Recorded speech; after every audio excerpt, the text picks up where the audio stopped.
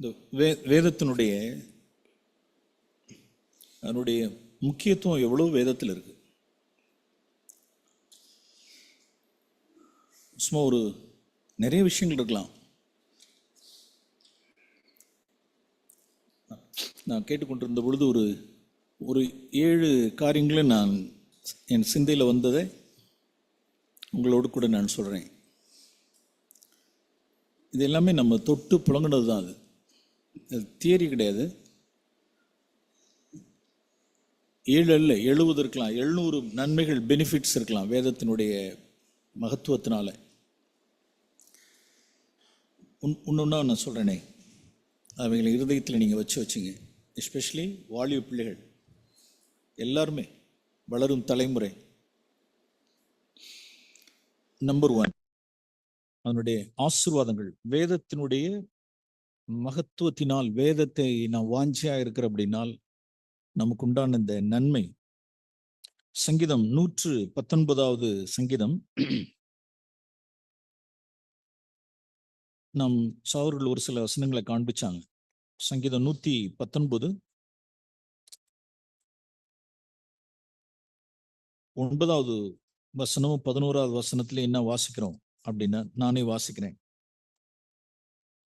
வாலிபனா இருந்தாலும் சரி, எல்லாரா இருந்தாலும் சரி, வாலிபன் தன் வழியை எதினால் சுத்தம் பண்ணுவான், உமது வசனத்தின்படி தன்னை காத்துக் கொள்கிறதுனால் தானே. அல்லது வேறு விதமா சொல்லுவோமானால், உமது வசனத்தை, உமது வார்த்தையை, உமது வாக்கை என் இருதயத்தில் வைத்தேன். எதற்காக அப்படின்னா, நான் உமக்கு விரோதமாய் பாவம் செய்யாதபடிக்கு. இது ஒரு நன்மை. கர்த்தருடைய வசனம் உள்ளார இல்லை அப்படின்னா அவருக்கு விரோதமா நான் பாவம் செய்வோம். அதாவது அறியாமையில். கர்த்தருடைய வசனம் இருந்து அறிந்து புரிந்து பல தடவை கேட்டு நாம் பாவம் செய்கிறோம், அது துணிகரம். அது தனி. நான் தான் சொல்ல வரல. நாம தான் பல வருஷங்களா சபையிலிருந்து சத்திய வசனத்தை நிறைய கேட்கிறோம், நிறைய மேய்கிறோமே. தேவன் நம்மளை மேய்க்கிறார். அதை அறிந்தும் தெரிந்தும் புரிந்து நாம் பாவம் செய்யறோங்கிறது அடுத்த விஷயம். நான் அதை சொல்ல வரல. நாம் வேதம் என்ன சொல்லுது அப்படின்னா, உமக்கு விரோதமாய் நான் பாவம் செய்யாதபடிக்கு உமது வாக்கை, உம்முடைய வசனத்தை, வார்த்தையை என் இருதயத்தில் வைத்தேன். உதாரணமா, எனக்கு ஆரம்ப நாட்கள்ல எவ்வளோ காரியங்கள் இருக்கு. அதுல ஒரு காரியம், எனக்கு வேதம் இருக்கே தவிர வேதத்தில் எனக்கு புழக்கம் இல்லை. ஷூரிட்டி, கடனுக்காக பிணைப்படுகிறவர்களில் ஒருவனாகாதே அப்படின்னு பைபிள்ல நீதிமொழி 22ஆம் அதிகாரத்துல இருக்கு. அதை நான் படிக்கல, நான் அறியல, வேத வசனத்தை எனக்கு தெரிஞ்சுக்கல, ஆர்வம் காண்பிக்கல. போய் ஒருத்தட்ட ஷூரிட்டி போடுறதுக்காக போனேன். பட் காட்ஸ் கிரேஸ்,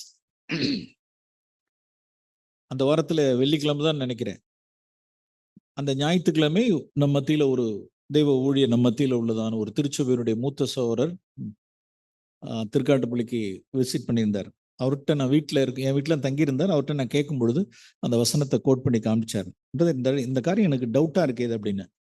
பாருங்க, நான் எல்போர்டு கத்துக்குட்டி, எனக்கு இந்த வசனம், இந்த மாதிரி ஒரு காரியம் எனக்கு இடர்லா இருக்கிறது. என்ன அவர் சும்மா சாதாரண பிரட்டினார். எப்படின்னா, நீதிமொழி 22 ஆட நீதிமொழி புஸ்தகத்தில் தான் இருந்திருக்கு. 22ஆம் அதிகாரத்துல அந்த வசனம், கடனுக்காக பிணைப்படுகிறவர்களில் ஒருவனாகாதே. உளுந்தடிச்சு ஓடினேன். அந்த ஞாயிற்றுக்கிழமை நைட்டு அந்த சகோதரன் அனுப்பிச்சு வச்ச ராத்திரியிலே போய் திருவையாருக்கு ஓடினேன். திருவையாருக்கு போய் இந்த ராத்திரியில் அவர்கிட்ட உட்காந்து மன்னிப்பு கேட்டு என் ஷூரிட்டி நான் வாபஸ் வாங்கிட்டு வந்துட்டேன். அவர் எம்எல்ஏ இடர்ல அடைஞ்சார் கூட. ஸோ சில விஷயம் இன்னொரு சகோதரருடைய வாழ்க்கையில சொல்லுவேன். ஒரு சகோதரனோடு கூட ஒரு பிஸ்னஸ் பார்ட்னர்ஷிப் போட்டார். ஒரு தொழில ஒரு பிஸ்னஸ் பார்ட்னர்ஷிப் போட்டார். அவருக்கு வசனமே தெரியல. என்ன பிரதர் வந்து இந்த பிஸ்னஸ் இன்னைக்கு நான் கடை ஆரம்பிக்க போறேன், வந்து ஜெபம் பண்ணுங்கன்னாரு. நான் சும்மா யதார்த்தமா கேட்கிறேன், பரவாயில்லையே நீங்க ஆரம்பிச்சிருக்கீங்க, வெரி குட். அப்படி என்ன ஏது எப்படி எல்லாம் விசாரிச்சு பார்த்தா கடைசியில ஒரு அவிசுவாசியோட தன்னுடைய காலேஜ் மெட்டோட சேர்ந்து ஒரு பிஸ்னஸ் பார்ட்னர்ஷிப். அப்ப நான் கேட்கிறேன், இந்த வசனம் உங்களுக்கு தெரியுமான்னு கேட்டேன். தெரியல. இது ஆசீர்வாதம் பெறாது, இது கண்மலையின் மேல் திருவசனமாகிய கற்பாறையின் மேல் இந்த பிஸ்னஸ் கட்டப்படலை, ஆகையினால் இது விளங்காது, தேவன் அதை ஆசீர்வதிக்க முடியாது. அதே மாதிரி ஒரு சில வருஷங்கள் கூட ஆகல, எல்லாம் ஃபெயிலியர், அட்டர் ஃபெயிலியர், தோல்வி. அது தெரியுமான்னா அந்த இடம் அப்படியே அப்படி தெரியல, தெரியாமலே உள்ளர போறார். அப்ப நிறைய விஷயங்களில் நாம் தேவனுடைய தேவனுக்கு விரோதமாய் நம்பர் ஒன், நான் ஒவ்வொன்றுத்துக்கும் நான் விளக்கம் சொல்லிட்டு இருந்தா நிறைய நேரம் ஆயிடும். நான் ஒன்னொன்னா சீக்கிரமா உங்களுக்கு காண்பிக்கிறேன். 1 சங்கீதம் 119 7வது 9வது வசனம் 11வது வசனமும், அவருக்கு விரோதமாய் நாம் பாவம் செய்யாதபடிக்கு அவருடைய வசனத்தில் நாம் இருதயத்துல வைக்கணும். அந்த வசனம் தெரியல அப்படின்னா, வசனமே இல்லைன்னா பாவமே என்னன்னு தெரியாது. ஓகே, 2வது நான் வாசிச்சது போலதான் 1 யோவான் 2ஆம் அதிகாரம், 1 யோவான் 2ஆம் அதிகாரம். யோவான் தன்னுடைய பழுத்த பழமாகிய யோவான் தன்னுடைய 90 வயதுக்கு மேற்பட்ட அப்போஸ்தலன் சொல்றாரு பாருங்க. 2ஆம் அதிகாரம் 1 யோவான் 2ஆம் அதிகாரம் 13வது வசனத்தினுடைய இடையில வாசிக்கிறோம். வாலிபரே, பொல்லாங்கனை நீங்கள் ஜெயித்ததினால் உங்களுக்கு எழுதுகிறேன். மறுபடி 14வது வசனத்திலே, வாலிபரே நீங்கள் பலவான்களாய் இருக்கிறதுனாலும், see the word, நீங்கள் பலவான்களாய் இருக்கிறதுனாலும். எதனால நாம் பலவான்கள்னா, கர்த்தருடைய வசனம் நமக்குள், கர்த்தருடைய ஆவி, கர்த்தருடைய வசனம் நமக்குள் இருக்கிறபடியால், தேவ வசனம் உங்களுக்குள் நிலைத்திருக்கிறதினாலும், நீங்கள் பொல்லாங்கனை ஜெயித்ததினாலும் உங்களுக்கு எழுதியிருக்கிறேன். அப்ப இந்த இடத்துல என்ன வாசிக்கிறோம்? தேவ வசனத்தை கொண்டுதான் நாம் பிசாசானவனை என்ன செய்ய முடியும் அப்படின்னா, நாம் ஜெயிக்க முடியும். இன்னொரு வார்த்தையை நாம் பார்ப்போமே, இங்க வாசிக்கிறோம். வெளிப்படுத்தின விசேஷம் 12ஆம் அதிகாரம், வெளிப்படுத்தின விசேஷம் 12ஆம் அதிகாரம் 11வது வசனம், மரணம் நேரிடுகிறதா இருந்தாலும், மரணமே நேரிடுகிறதா இருந்தாலும் சாத்தானுக்கு தப்பும்படி தங்கள் ஜீவனையும் பாராமல் ஆட்டுக்குட்டியின் இரத்தத்தினாலும் தங்கள் சாட்சியின் வசனத்தினாலும் ஜெயித்தார்கள். அப்ப சாத்தானை எப்படி ஜெயிக்க முடியும்? சாத்தானை எப்படி ஜெயிக்க முடியும்? ஆட்டுக்குட்டியானவருடைய இரத்தத்தினால். அடுத்தது சாட்சியின் வசனத்தினால். அது என்னன்னு உங்களுக்கு புரியல அப்படின்னா சீக்கிரம் எடுங்க. லூக்கா எழுதின சுவிசேஷம் 4ஆம் அதிகாரம், லூக்கா எழுதின சுவிசேஷம் 4ஆம் அதிகாரம். 2வது, கர்த்தருடைய வசனம் உள்ளாரை இருந்தாதான் என்ன செய்ய முடியும்? சாத்தானை மடங்கடிக்க முடியும், ஜெயிக்க முடியும். லூக்கா எழுதின சுவிசேஷம், இயேசு கிறிஸ்து வனாந்தரத்தில் இருக்கிறார். 40 நாட்கள் அவருடைய சோதிக்கப்பட்டார், பிசாசினால் சோதிக்கப்பட்டார். நாம் இங்க வாசிக்கிறோம். லூக்கா 4ஆம் அதிகாரம், வனாந்தரத்திற்கு ஆவியானவராலே கொண்டு போகப்பட்டார். 40 நாள் பிசாசினால் சோதிக்கப்பட்டார். ஓகே, அப்பொழுது பிசாசு அவரை நோக்கி, 3வது வசனத்திலிருந்து 8வது 9வது 10 வசனம், 11வது வசனம் வரைக்கும் உண்டானது. இயேசு கிறிஸ்துவை பிசாசானவன் எப்படி, பொல்லாங்கன் எப்படி அவரை சோதித்தான் இருக்கு. அந்த சோதனைகள் எல்லாம் அவர் எங்கிருந்து இந்த வசனத்தை எல்லாம் அடிச்சார் அப்படின்னா, அத்தனை டியூட்டானமி, உபாகம் புஸ்தகத்திலிருந்து அவர் இங்க சொல்லப்பட்டிருக்கிற வசனங்கள். 4ஆம் வசனம், மனுஷன் அப்பத்தினால். பிசாசு என்ன சொல்றான்? ஏய், நீ பசியா இருக்க, 40 நாள் ஆச்சு, நீ கடும் பசி, உங்க டேடி உன்னை கைவிட்டார், நீ தேவனுடைய குமாரன்னு சொன்னல, ஒரு சத்தத்தை கேட்டேன்னு சொல்றல்ல, உன் ஃபாதர் உன்னை கைவிட்டார் தெரியுமா? சந்தேகத்தை உண்டு பண்ணிட்டான் பாரு. உன்னை கொண்டு போய் வனாந்திரத்துல கொண்டு போய் உன்னை அப்படி விட்டுவிட்டு உன்னை அம்போன்னு விட்டார் பார். 40 நாள் பசியில இருக்க, அவ்வளவுதான், முடிஞ்சு போச்சு, நீ செத்துருவ. நீ சாகாம இருக்கணும்னு இந்த கல்லை எடுத்து நீ என்ன செய், அப்பா அம்மா புசி. எங்க உங்க டேடி, எங்க உங்க காட், எங்க உங்க தேவன், நீ தேவனுடைய குமாரன்கிறது எங்க, அவருங்க டேடி எங்க? எல்லாம் ஒண்ணும் இல்ல, அந்த கல்லை எடுத்து நீ புசி. அப்ப 4ஆம் வசனத்துல அவர் பிரதியுத்தரமாக, இந்த வசனம் எங்க இருக்கு? மனுஷன் அப்பத்தினாலே மாத்திரமல்ல தேவனுடைய ஒவ்வொரு வார்த்தையினால் பிழைப்பான் என்று எழுதி இருக்கிறதே அப்படின்னா உபாகமம் 8ஆம் அதிகாரத்துல இருக்கு. அப்ப ஒரு வசனம் உள்ளார வச்சிருக்காரு பாருங்க. எப்படி அப்படின்னா அவர் நாசரேத்துக்கு வழக்கமாய் ஜெபாலயத்துக்கு போவார். இந்த வார்த்தையை பாருங்க. இந்த வார்த்தையை ஏதாவது ஒரு வாலிப பையன் எடுத்து படிங்க பார்ப்போம். உபாகமம் 8 இந்த வசனத்தை எங்க இருந்து அடிங்க பார்ப்போம். உபாகமம் 8 எங்க இருக்குன்னு பார்ப்போம். படிங்க பார்ப்போம். உபாகமம் 8:4 அவர் உன்னை சிறுமைப்படுத்தி உன்னை பசியினால் வருத்தி. எத்தனாவது வசனம்? உபாகமம் 8:3. 4 வாசிப்போம். இந்த 40 வருஷமும் உன் மேல் இருந்த வஸ்திரம் பழையதாய் போகவும் இல்லை. மூணு தான். உன்னை சிறுமைப்படுத்தி, அவர் உன்னை சிறுமைப்படுத்தி உன்னை பசியினால் வருத்தி. மனுஷன் அப்பத்தினால் மாத்திரம் அல்ல கர்த்தருடைய வாயிலிருந்து புறப்படுகிற ஒவ்வொரு வார்த்தையினாலும் பிழைப்பான் என்பதை உனக்கு உணர்த்தும்படிக்கு. அப்ப இந்த வசனம் எங்க இருக்கு? பிள்ளைகள் கவனிக்கிறீங்களா? எங்க இருக்குது? உபாகமம் 8:3 இருக்கிற வசனத்தை இயேசு எங்க வச்சிருந்தார் சொல்லுங்க? இருதயத்துல வச்சிருந்தார். அவருக்கு எப்படி இந்த வசனம் தெரியும் அப்படின்னா, அவர் நாசரேத்தூர்ல வழக்கமாய் என்ன செய்வார்? அவரு தான் எதை எடுத்து வாசிப்பார். இப்ப நாம் இவ்வளவு பேரை இல்லாம நாம் ஏன் இந்த பழக்கப்படுத்துறோம்? நீங்க எடுத்து வாசிங்க பார்ப்போம் அப்படின்னு ஏன் சொல்றோம் அப்படின்னா, ஜீசஸ் அப்படிதான். பாருங்க, லூக்கா எழுதின அதே 4ஆம் அதிகாரத்துக்கு திருப்போம். இதான் ஜீசஸ்னுடைய அவருடைய கஷ்டம், அவருடைய வழக்கமான செயல் என்ன அப்படின்னா 4:16. லூக்கா 4:16. தாம் வளர்ந்த ஊராகிய நாசரேத்துக்கு வந்து தம்முடைய வழக்கத்தின்படியே. ஜீசஸ்னுடைய வழக்கம் என்ன அப்படின்னா 52 ஓய்வு நாள் அப்படின்னா 52 ஓய்வு நாள்ல ஒரு ஓய்வு நாள் கூட என்ன செய்ய மாட்டார்? மிஸ் பண்ண மாட்டார். ஜெபாலயத்துக்கு வந்துருவார். வந்து என்ன செய்வார்? ஓய்வு நாளில் ஜெபாலயத்தில் பிரவேசித்து வாசிக்க எழுந்து நின்றார். அதாவது எப்படி இருந்துடக்கூடாது அப்படின்னா, முந்திரி கொட்டை கிடையாது அது. சரியான முந்திரி கொட்டை போல இருக்கு. முந்திரி கொட்டெல்லாம் ஜீசஸ் முந்திரி கொட்டெல்லாம் கிடையாது. முந்தி அங்குள்ள நாசரேத்தூர் உள்ளதான வாலிபர்கள் ஆர்வம் காண்பிக்கல. நம்ம பாஷையில சொன்னா அந்த அங்க உட்கார்றது,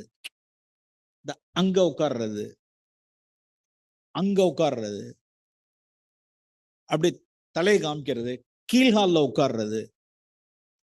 அப்புறம் அப்படிப்பட்ட வாலிபனையா தூக்கிட்டு வந்து நீ பைபிள் படிப்பா, நீ புஸ்தக சுருள் எடுத்து படின்னு சொல்ல முடியும்? ஆர்வம் காண்பிக்கணும்ல. இயேசு அவைலபிளா இருந்தார், ரெடியா அவைலபிளா இருந்தார். என்ன சொல்லியிருப்பாங்க? ஆமென். அந்த புஸ்தக சுருள் எடுக்கிறியா? நான் இன்னைக்கு என்ன புஸ்தக சுருள் எனக்கு எடுக்கணும் அப்படின்னு, ஏசாயா புஸ்தக சுருள் எடு அப்படின்னா உடனே அல்மிராவை திறந்திருந்திருப்பார். அந்த புஸ்தக சுருளை எதை எடுத்திருந்திருப்பார்? ஏசாயா புஸ்தக சுருள் எடுத்திருந்திருப்பார். அதை எடுத்து வாசிச்சிருப்பார். அப்பொழுது ஏசாயா தீர்க்கதரிசன புஸ்தகம் அவரிடத்தில் கொடுக்கப்பட்டது. அவர் புஸ்தகத்தை விரித்த போது அது அவருடைய வழக்கமான செயல். இப்படிதான் அவர் வேத வசனத்தை உள்ளார வச்சுக்கிட்டார்.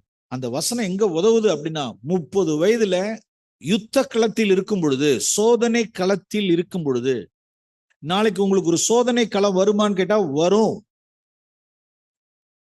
நீங்க தாய் தகப்பனுடைய நல்ல ஒரு பாதுகாப்பு அரண்ல இருக்கீங்க, சபையினுடைய பாதுகாப்பு அரண்ல இருக்கீங்க. நாளைக்கு ஒரு +2 முடிச்சுட்டு நீங்க கல்லூரிக்கு போக வேண்டியதா இருக்கும், ஹாஸ்டலுக்கு போக வேண்டியதா இருக்கும், வேலைக்கு போக வேண்டியதா இருக்கும், ஒரு கேர்ள்ஸ் ஹாஸ்டல், பாய்ஸ் ஹாஸ்டல், ஒரு ரூம்ல தங்க வேண்டியதா இருக்கும். அப்ப அதான் உங்களுடைய வனாந்திரம், அதான் உங்களுடைய சோதனை களம். அந்த சோதனை களத்துல பிசாசான் உங்களை சோதிக்க வரும் பொழுதெல்லாம் நீங்க என்ன செய்யணும்னா, இந்த வசனம் உங்களுக்கு இன்னைக்கே வாங்கி வச்சுக்கணும், உள்ளார வாங்கி வச்சுக்கணும். உமக்கு விரோதமாய் பாவம் செய்யாதபடிக்கு உங்களுடைய விசுவாசத்தை வைத்தேன். அல்லது சத்ருவினால் பிசாசினால் உங்களுக்கு சோதனைகள் வரும் பொழுது வேத வசனத்தை வச்சு அடிக்கணும். பொல்லாங்கன் ஏயும் அக்கினி அஸ்திரத்தை கையில ஒரு ஆவிக்குரிய பட்டயம் இருக்கணும். அந்த இயேசு அந்த பட்டயத்தினால் அவனோட வீழ்த்தினார். எஸ். 2வது காரியம் என்ன அப்படின்னா, பொல்லாங்கனை ஜெயிக்கிறதுக்கு வேத வசனம் எங்க இருக்கணும்? உள்ளார இருக்கணும். ஓகே. நம்பர் 3, 3வது காரியம். அதே சங்கீதம் 119 நான் வருவோம். சங்கீத புஸ்தகம்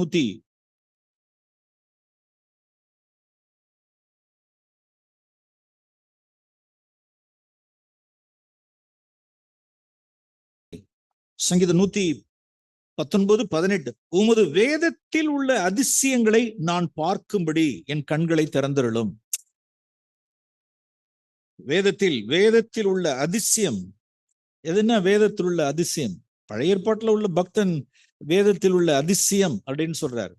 புதிய உடன்படிக்கையில் வேதத்தில் உள்ள அதிசயம் என்ன அப்படின்னா, இங்க இருக்கு பாருங்க. வேதத்தில் உள்ள அதிசயம் என்னவென்றால் 2 கொரிந்தியர் 3ஆம் அதிகாரம் 2 கொரிந்தியர் 3ஆம் அதிகாரம் 18ஆம் வசனத்தில் வாசிக்கிறோம். 2 கொரிந்தியர் 3:18. ஒருத்தன் வாசிங்க பார்ப்போம், சீக்கிரம் எடுத்து வாசிங்க. 2 கொரிந்தியர் 3:18. நாம் எல்லாரும் திறந்த முகமாய், அதாவது திறந்த முகம் என்ன, நான் ஏற்கனவே சொல்லியிருக்கேன். இது திறந்த முகம் அப்படின்னா இப்படி இல்ல, இப்படி முக்காடு போட்டுக்கிட்டு இல்ல. முக்காடு போட்டா என்னத்தை பார்க்க முடியும்? நம்மளுடைய இருதயத்துல முக்காடு இருக்கக்கூடாது. எப்படி இதை கண்ணை மறைச்சிட்டு படிச்சா படிக்க முடியாதோ, அது போல இருதயத்தின் மேல ஒரு முக்காடு இருக்குமானால், ஒரு பாவம் ஏதாவது நல் மனசாட்சி கிடையாது, துர்மனசாட்சி, ஒரு இருதயத்துல ஒரு முக்காடு போட்டு வேதத்தினுடைய மகத்துவத்தெல்லாம் பார்க்கவே முடியாது. வாசிக்கிறோம், நாம் எல்லாரும் திறந்த முகமாய் நல் மனசாட்சி உடையவர்களாய் கர்த்தருடைய மகிமையை கண்ணாடியிலே காண்கிறது போல ஆவியாய் இருக்கிற கர்த்தரால் அந்த சாயலாகத்தானே மகிமையின் மேல் மகிமை அடைந்து நாம் மறுரூபப்படுகிறோம். அப்ப பிரதானமாய் எபவ் ஆல் எல்லாவற்றுக்கும் மேலாக இந்த வேதத்தை நாம் எதுக்கு நாம் வாசிக்கணும் அப்படின்னா, அருமையானவர்களே, இந்த காரியத்துக்காக. என்ன அப்படின்னா, ஆண்டவரே 4 காஸ்பல் தான், 4 சுவிசேஷம் தான். உம்முடைய இயேசுனுடைய அப்போஸ்தலனாகிய யோவான் சொல்றார், அவர் செய்தவைகளையும் அவருடைய அற்புதங்களையும் அவரை குறித்து எழுதணும்னா என்ன கொள்ளாதான் உலகத்துல புக்கே. அப்படின்னு எவ்வளவு அது என்ன மிகைப்படுத்தி சொல்றதா? அவ்வளத்தையும் ஆவியானவர் அப்படி சுருக்கமா 4 சுவிசேஷத்துக்குள்ள அடக்கி வச்சிருக்கிறார். நம்முடைய இரட்சகர் பெருமான், நம்முடைய இரட்சகர், நம்முடைய ஆண்டவரும் ஆகிய இயேசுவனுடைய அந்த மகிமையை பார்க்கறதுக்காக வேதத்தை நாம் வாஞ்சியும் விருப்பமா இருக்கும். வேதத்தில் உங்களுடைய அதிசயத்தை பார்க்கும் அப்படின்னா, உங்களுடைய மகிமையை நான் பார்க்கணும். இயேசுவே, உங்களுடைய மகிமையை எனக்கு காண்பீங்க. அந்த மகிமையை பார்க்கணும்னா இந்த மகிமையெல்லாம் பார்க்க கூடாது. இந்த மாயையெல்லாம் மாயைக்கு விளக்கணும். யார் யாரெல்லாம் மாயைக்கு கண்களை விளக்குகிறார்களோ அவர்களுக்கு தான் இந்த இயேசுனுடைய மகிமையை நாம் பார்க்க முடியும். அவருடைய அன்பின் மகிமை, அவருடைய தாழ்மையின் மகிமை, அவருடைய வேலைக்கார அடிமையின் மகிமை வேதத்துல அப்படி இருக்கும். அது பார்க்கும் பொழுதே, ஓ இயேசுவே, இவ்வளவு இதா இருந்திருக்கீங்களே, இவ்வளவு தாழ்மையா இருந்திருக்கீங்களே, இவ்வளவு அன்பா இருந்திருக்கீங்களே, இவ்வளவு இரக்கமா இருந்திருக்கீங்களே, இவ்வளவு பரிசுத்தமா இருந்திருக்கீங்களே, இவ்வளவு வைராக்கியமா இருந்திருக்கீங்களே. அப்ப அந்த வேதத்தில் உள்ள அதிசயம் அப்படின்னா அந்த இயேசுவின் மகிமையை காணும்படிக்கு நாம் என்ன செய்யணும் அப்படின்னா, இந்த வேதம் நமக்கு வாஞ்சி விருப்பமா இருக்கணும். அப்பதான் அவருடைய மகிமை பார்க்க முடியும். ஓகே, நாம் இன்னொரு காரியத்தை நாம் வாசிக்கிறோம். இதுல தேவனுடைய மைண்ட், காட்ஸ்னுடைய மைண்ட் எங்க இருக்கு அப்படின்னா, அவருடைய வழிகள் அல்லது அதாவது ஆண்டு சொன்னார், என் நினைவுகள் உன் நினைவுகள் கிடையாது, என் வழிகள் உன் வழிகள் கிடையாது. என் நினைவு வேற, உன் நினைவு வேற. உன் நினைவு எல்லாம் பூமிக்கு அடுத்துதான் இருக்கும், உன்னுடைய வழிகள்லாம் பூமிக்கு அடுத்துதான் இருக்கும். உன்னுடைய வழிகள் என்னுடைய வழிகள், என்னுடைய நினைவு அவருடைய நினைவு. இப்ப தேவனுடைய நினைவு என்ன, தேவனுடைய வழிகள் என்ன, தேவனுடைய சித்தம் என்ன அப்படிங்கிறத எதுலதான் அறிய முடியும்? God's word. அதனாலதான் அநேகருக்கு தேவனுடைய வார்த்தையை புழக்கமா இல்லை, தெரியாதனாலதான் தேவனுடைய மைண்டே இல்லை. சிலருடைய மனம் புதிதாக்கப்படல, சிலருடைய மைண்ட் மனம் புதிதாக்கப்படாதனாலதான் 50க்கும் 100க்கும் அடிச்சுக்கிறோம். That's the proof.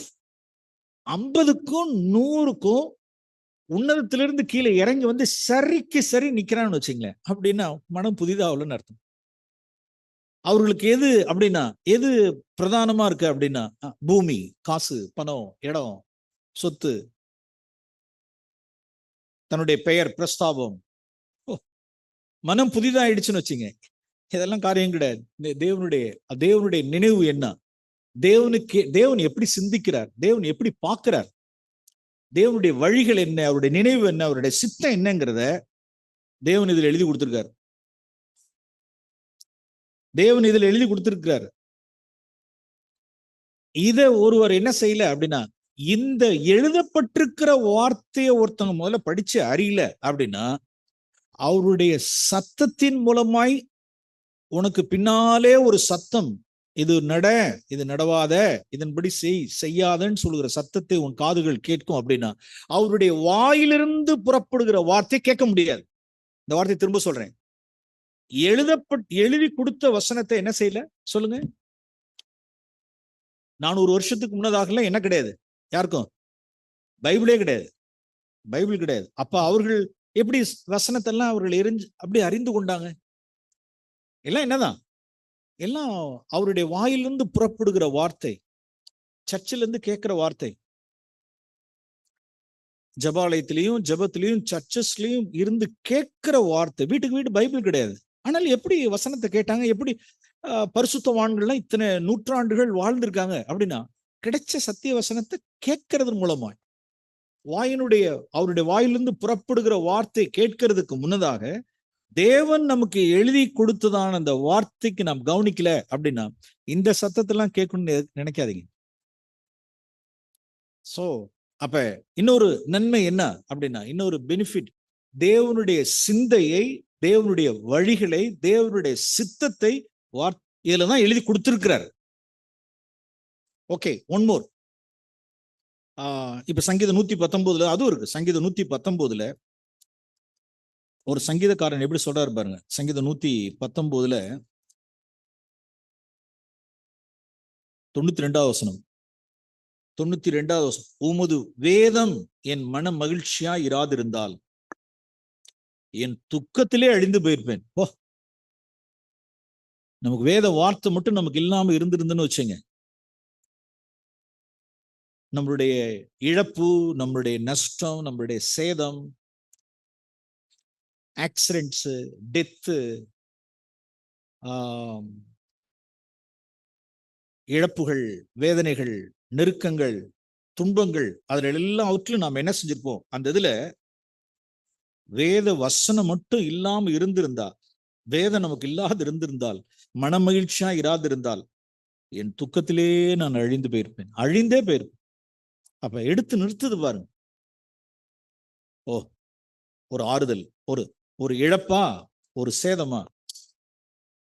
ஓகே, உம்முடைய சித்தம் இல்லாம என் வாழ்க்கையில் எதுவும் நடக்கிறது இல்லை. ஓகே, நீ அனுமதிச்சிருக்கீங்க.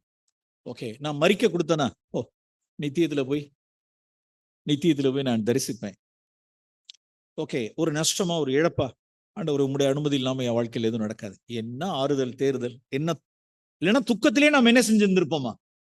அழிந்து போயிருப்போம். என் வேதம் என் மன மகிழ்ச்சியா இராதிருந்தால் என் துக்கத்திலே நான் அழிந்து போயிருப்பேன். அப்ப எவ்வளவு கம்ஃபர்ட் பாருங்க, ஆறுதல், தேறுதல். ஒருவர் இந்த வார்த்தைகளினால் நீங்கள் தேற்றுங்கள், உற்சாகப்படுத்துங்கள். அப்ப அந்த வசனம் வரும் பொழுது சில சமயங்கள்ல திடீர்னு ஒரு காரியம் நமக்கு வருது, ஒரு இக்கட்டான ஒரு நெருக்கத்துல, இது எப்படி ஆகுமோ அப்படிங்கிற மாதிரி ஒரு சூழ்நிலை, ஒரு சோதனை. அந்த சோதனைக்குள்ள போகும் பொழுது லூக்கா 12ஆம் அதிகாரத்துல ஆண்டவர் திடீர்னு அந்த ஒரு ராத்திரில ஒரு வசனத்தை பேசினார். எதுக்கும் பயப்படாது. ஏன்? நாளைக்கு என்ன மாறுத்திரம் சொல்லணும், நாளைக்கு என்னத்தை சொல்லணும், என்ன மாறுத்திரம் பேசணும், எதை பேசணும், ஏன் பண்ணி கவலைப்பட்டு இருக்க? நீ ஏன் கவலைப்பட்டு இருக்க? ஃபியர் நாட், பயப்படாத, நான் உன் கூட இருப்பேன். அந்த வேளையில் நீ என்ன பேசணும், என்ன செய்யணும், உனக்கு நான் அருளுவேன். அவ்வளவுதான். அந்த வார்த்தை கிடைச்ச உடனே தட் நைட் நல்ல நிம்மதியா தூங்கியாச்சு. பயமே இல்லை, பயப்பட வேண்டியதில்லை, கவலைப்பட வேண்டியதில்லை, துக்கத்துல அமிழ்ந்து போயிட வேண்டியதில்லை. அப்ப அந்த வசனம் எவ்வளவாய் நம்மளை என்ன செய்யுது? பாவம் மட்டும்தான் இல்லை, பாவத்துக்கு விரோதமாய் போர் செய்யறது, சாத்தானுக்கு விரோதமா இல்லை, எவ்வளவாய் நம்மளுடைய இழப்பு, சேதம், துன்பம், துக்கத்தில் எல்லாவற்றிலும் வேத வசனம் நமக்கு என்னவா இருக்கு அப்படின்னா ஆறுதலா இருக்கிறது. ஓகே, ஒன் மோர் திங் நாம் இங்க வாசிக்கிறோம். இன்னொரு காரியம், வேத வசனத்தினால் நம்மளை என்ன செய்யறது? 2 தீமோத்தேயு 3ஆம் அதிகாரம், 2 தீமோத்தேயின் புஸ்தகம் 3ஆம் அதிகாரம் 17ஆம் வசனம். 2 தீமோத்தேயு 3ஆம் அதிகாரம் 17ஆவது வசனத்தில் 16, 17 வேத வாக்கியங்கள் எல்லாம் தேவ ஆவியினால் அருளப்பட்டிருக்கிறது. எதுக்கு? தேவனுடைய மனுஷன் தேறினவனாகவும். ஓகே, நல்லா பாருங்க, எந்த நற்கிரியை செய்யவும் தகுதி உள்ளவனாய் இருக்கும்படியாக அவைகள் உபதேசத்துக்கும், கடிந்து கொள்ளுதலுக்கும், சீர்திருத்தலுக்கும், நீதியை நடப்பிக்குதலுக்கும் பிரயோஜனம் உள்ளவர்களுமாய் இருக்கிறது. அதுல நிறைய விஷயங்கள் சொல்லப்பட்டிருக்கு. ஒண்ணு பாருங்க, எந்த நற்கிரியையும் செய்ய தகுதி உள்ளவனாய் இருக்கும்படியாக. அப்ப in order to do good deeds, நல்ல நற்கிரிகளை செய்யும்படிக்கு, இந்த பூமியில நற்குணசாலிகளாய் இருக்கும்படிக்கு அப்போஸ்தலர் நடபடிகள், அதுக்கு உதாரணம் சொல்றேன். அப்போஸ்தலர் நடபடிகள் 17ஆம் அதிகாரம், அப்போஸ்தலர் நடபடிகள் 17ஆம் அதிகாரம் இங்க வாசிக்கிறோம். 11ஆம் வசனத்தில் வாசிக்கிறோம். பெரோயா பட்டணத்தார், அந்த பட்டணத்தார் இல்ல, அந்த பெரோயா பட்டணத்தார். வசனத்தை பாருங்க, அப்போஸ்தலர் நடபடிகள் 17ஆம் அதிகாரம் 11. பெரோயா பட்டணத்தார் மனோவாஞ்சியாய் வசனத்தை ஏற்றுக்கொண்டு தினந்தோறும் டெய்லி காரியங்கள் இப்படி இருக்கிறதா என்று தினந்தோறும் வேத வாக்கியங்களை ஆராய்ந்து பார்த்ததினால் தெசலோனிக்கேயாவில் உள்ளதான விசுவாசிகளை பார்க்கிலும் நற்குணசாலிகளாய் இருந்தார்கள். அவர்களுக்கு ஒரு நிருபம் தேவைப்படவே இல்லை. பவுல் அப்போஸ்தலன் பெரோயா பட்டணத்தாருக்கு ஒரு நிருபம் எழுதவே இல்லை. தெசலோனிக்கேயா, பிலிப்பியர், எபேசுக்கெல்லாம் எழுதின பவுல் அப்போஸ்தலன் பெரோயா அப்படிங்கிற ஒரு பட்டணத்திலே சபை இருந்தது, ஒரு ஐக்கியம் இருந்தது.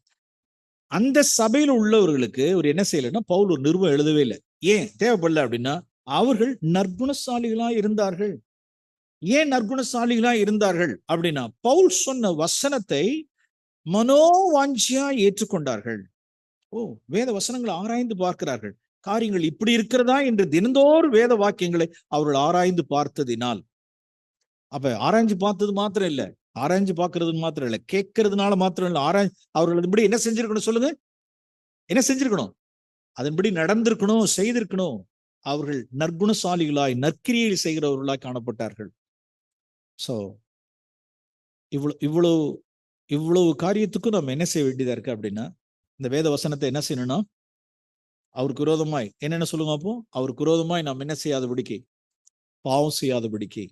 2வது, சாத்தானை என்ன செய்யும்படி, பொல்லாங்கனை வேத வசனத்தை கொண்டு ஜெயிக்கும்படிக்கு, இயேசு கிறிஸ்துனுடைய மகிமையை இந்த வேத வசனங்களின் பின்னால் இருக்கிறதான தேவனுடைய மகிமை, இயேசு கிறிஸ்துனுடைய மகிமையை நாம் காணும்படிக்கு, நாம் கடைசியா தியானிச்சது போல நற்கிரிகளை என்ன செய்யும்படிக்கு நிறைய நற்கிரிகளை, வேத வசனத்தை பார்க்கறதுனாலதான் நற்கிரியை. இல்லைன்னா நமக்கு எப்படி தெரியும் அது என்ன நற்கிரியை? ஒரு வியாதியா இருந்தால் என்ன செய்யறது? போய் பார்க்கறது.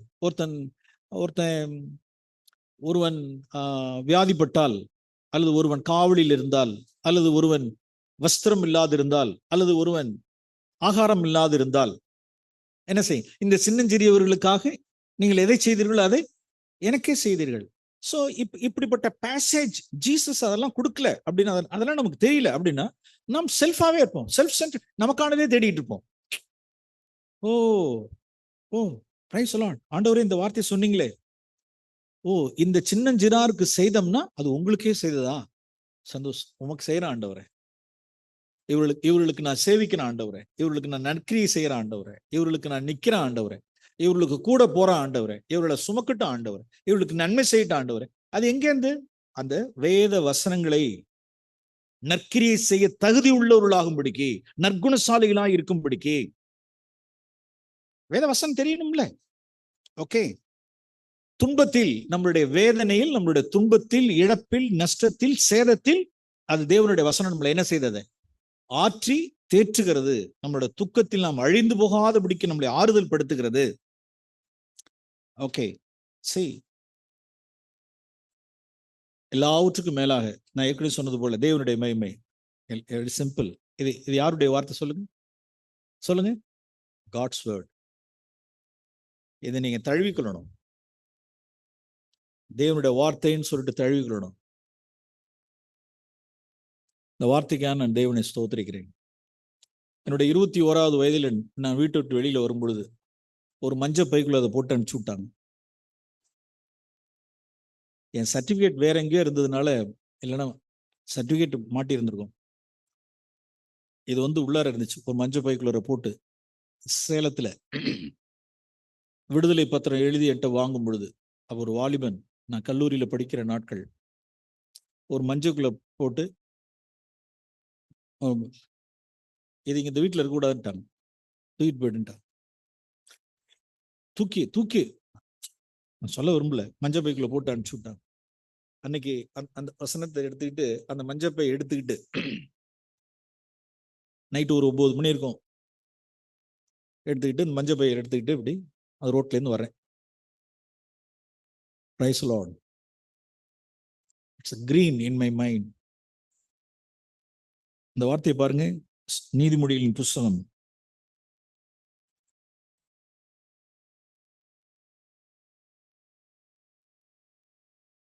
4 அதிகாரம் 8ஆம் வசனம். நீ அதை என்ன செய்? மேன்மைப்படுத்து, அது உன்னை மேன்மைப்படுத்தும். நீ அதை தழுவி கொண்டால் அது உன்னை கனம்பண்ணும்.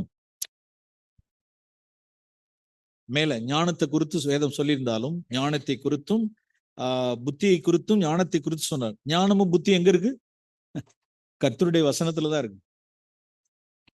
நீ அதை மேன்மைப்படுத்து, அது உன்னை மேன்மைப்படுத்தும். நீ அதை தழுவி கொண்டால் அது உன்னை கனம் பண்ணும். அது உன் தலைக்கு அலங்கார முடியை கொடுக்கும். அது உனக்கு மகிமையான கிரீடத்தை உனக்கு சூட்டும். Praise the Lord. அருமையானவர்களே, வேதத்தை நாம் என்ன செய்வோம்? தழுவிக்கொள்வோம். வேதத்தை தழுவிக்கொள்வோம். இன்னைக்கு பூமியில எதையோ தழுவிக்கொள்கிறார்கள், எதையோ தழுவிக்கொள்கிறார்கள். யார் ஒருவர் வேத வசனத்தை தழுவிக்கொள்ளுகிறார்களோ, கனப்படுத்துகிறார்களோ, மேன்மைப்படுத்துகிறார்களோ, தேவன் அவர்களை ஏற்றிடுவார். வேத வசனத்தின் மேல் பிரியம் இருக்கட்டும். வேத வசனத்தின் மேல் பிரியமா இருங்க.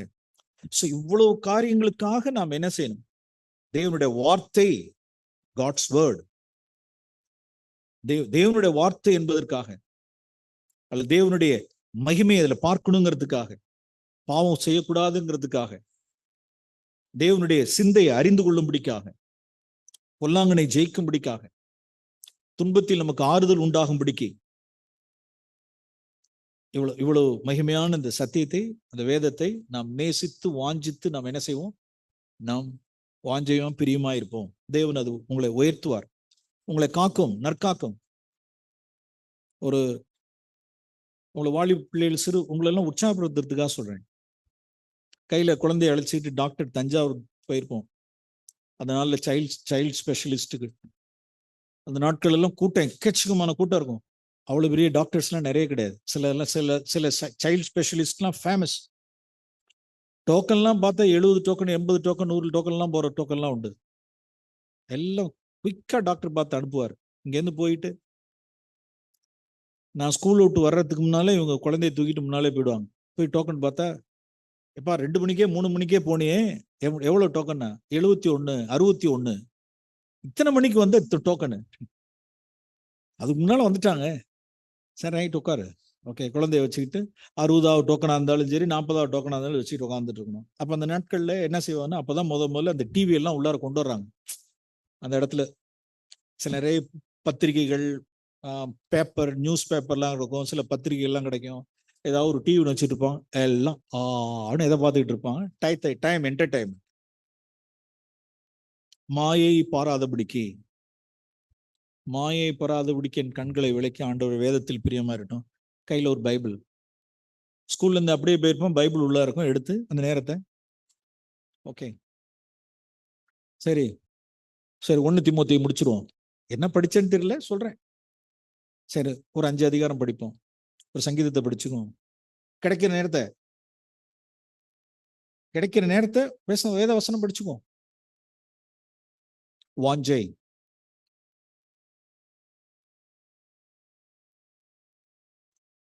பைபிள் வேத வசனம் மாத்திரம்தான் இல்லை, கான்ஃபரன்ஸ்க்கு அந்த நாட்கள்ல போன நாட்கள். உங்களை உற்சாகப்படுத்துறதுக்கு அதையும் சொல்றேன். It's my testimony. 4 பிள்ளைகளோட கூட போகணும். சிங்கிள் சேலரி, சிங்கிள் இன்கம், கடன்படக்கூடாது. ஒரு பிரதர் சாக் பூனன் நம்ம நாட்கள்ல 12 செஷன் பேசுவார். அந்த நாட்கள்ல 12-13 செஷன் பேசுவார். சில சமயங்கள் அது 1.5 மணி நேரம் ஆகும், சில சமயங்கள்ல 1 மணி நேரம் ஆகும். அதெல்லாம் வந்து இந்த கேசட்னு சொல்லுவாங்க, ஒளி நாடா டேப். இப்பெல்லாம் தெரியுமா? அன்னைக்கு உங்களுக்குலாம் தெரியாதுல்ல? நாடா டேப். அது ஒரு செய்தி 20 ரூபா ஆர்டர் பண்ணணும். அங்குள்ள பிரதர் பொறுப்புள்ள ஒரு சகோதர இடத்துல போய் ஆர்டர் கொடுக்கணும். முழு கான்ஃபரன்ஸினுடைய மெசேஜும் 240 ரூபா அல்லது 260 ரூபா வரும். நாம பட்ஜெட் போட்டு இங்கேருந்து போவோம். டிக்கெட் இவ்வளவு டிக்கெட்டு, அந்த டிக்கெட்டு, இந்த டிக்கெட்டு அப்படின்னு. எனக்கு கோட்டா, நாங்கள் 2 பேரும் உட்காந்து பட்ஜெட் போடும் பொழுது எனக்கு கோட்டா எவ்வளவுன்னா, இங்க பாருங்க, உங்களுக்கு கேசட்டுக்கு ஃபுல்லா நீங்க போட்டு எடுத்துக்காதீங்க, நம்ம கடன் போடக்கூடாது. அப்ப சரி 100 ரூபா. எத்தனை கேசட்டு? எத்தனை கேசட் சொல்லுங்க பாபு. கதை சொல்லுங்க. கதை கேட்குறீங்களா? எத்தனை கேசட்டு? 5 கேசட். பாக்கி இன்னும் எத்தனை இருக்கு? 12 கேசட்டுக்கு 5 வாங்கிக்கலாம். 5 கேசட் வாங்கிக்கலாம். ஏன்னா ஒரு கான்ஃபரன்ஸ் தூத்துக்குடி விட்டா அடுத்த கான்ஃபரன்ஸ் அடுத்த ஜனவரி தான்.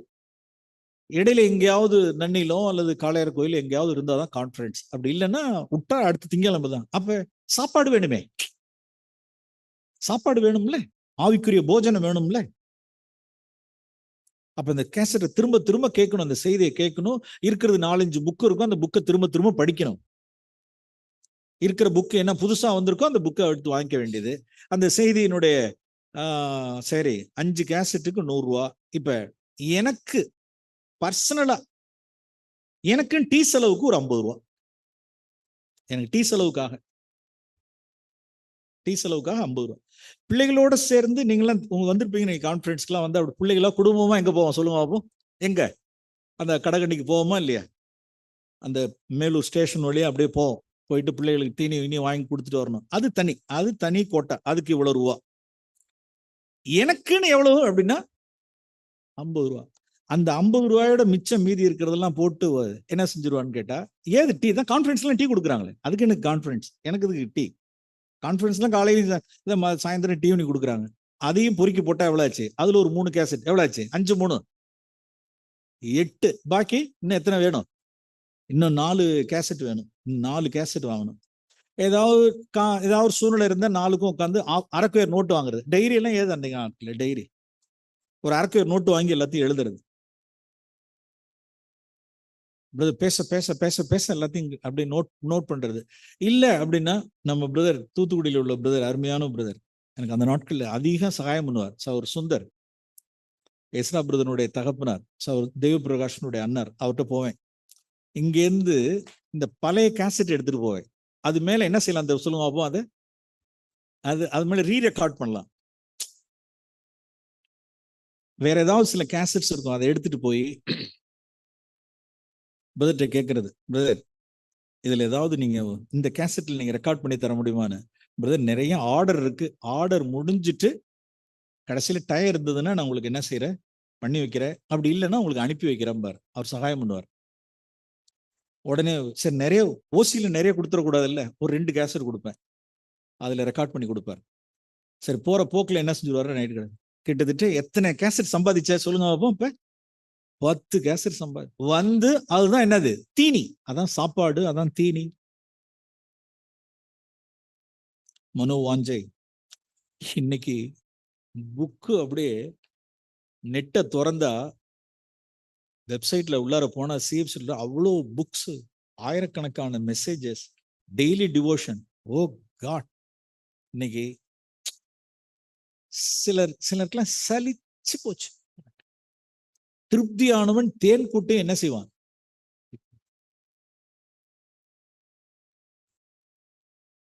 மனோவாஞ்சையா இருப்போம். இந்த நாட்கள்ல இந்த வார்த்தைகளை எல்லாம் இருதயத்துல நீங்க சேவிச்சு வச்சுங்க அப்படின்னா பஞ்சகாலம் ஒன்று வரும். பஞ்சம் பைபிளுக்கு பஞ்சம் கிடையாது. பைபிளுக்கெல்லாம் பஞ்சம் கிடையாதுங்க. வீட்டுக்கு வீடு பைபிள், ஏகப்பட்ட பைபிள் இருக்கு, ஏகப்பட்ட டிரான்ஸ்லேஷன் பைபிள்ஸ்லாம் இருக்கு. அதெல்லாம் அதுக்கெல்லாம் பஞ்சம் கிடையாது. ஒரு கிரிட்டிக்கலான ஒரு ஜங்ஷன்ல, ஒரு சோதிக்கப்படுகிறதான ஒரு வேளையில கர்த்தருடைய வசனம் கிடைக்காது. இப்ப நான் என்ன செய்யணும்? திக்காடணும். எவன் புத்திசாலி? யோசேப்பு தான் புத்திசாலி. பின்னாட்கள்ல 7 வருஷத்துக்கு பஞ்சம் வர்றதுக்கு முன்னால 7 வருஷத்துக்கு என்ன செஞ்சு வச்சுட்டார்? எல்லாத்தையும் தானியத்துல என்ன செஞ்சு வச்சுட்டார்? சேமிச்சு வச்சுட்டார். எஸ், இன்னைக்கு நாட்கள்ல கிடைக்கிறது எல்லாம் வசனத்தை சேர்த்து வைங்க. உள்ள ட்ரெஷரியில பொக்கிஷமா சேர்த்து வைங்க. பரிசுத்த ஆவியானவர் கொண்டு தேவன் எடுத்து காண்பார், எடுத்து சோதிப்பார். நோ, இப்படி செய்யாத, இதை பார்க்காத, போகாத, இதை செய்யாத, இது வாங்காத, இன்னாட்ட பணம் வாங்கிடாத, இங்க போயிடாத, இந்த காரியத்தை இப்ப செய்யாத, வெயிட் பண்ணு, அதை செய், இதை செய். உள்ளார ஒண்ணுமே இல்லைன்னா பரிசுத்த ஆவியானவர் எடுத்து என்ன செய்ய முடியும்? இந்த சட்டியில வசனம் இருந்தா தானே பரிசுத்த ஆவியானவங்க அந்த கரண்டி எடுத்து என்ன செய்வார்? எடுத்து என்ன செய்வார்? கொண்டு வருவார். உள்ளார ஒண்ணுமே இல்லையே. மனோ வாஞ்சியா இருப்போம். மனோ வாஞ்ச தேவனுடைய வார்த்தையின் மேல் கேட்கிற காரியத்திலும் சரி, படிக்கிறதுலயும் தேவனுடைய வசனத்தின் மேல் வாஞ்சியா இருப்போம். ஜெபம் பண்ணுவோம்.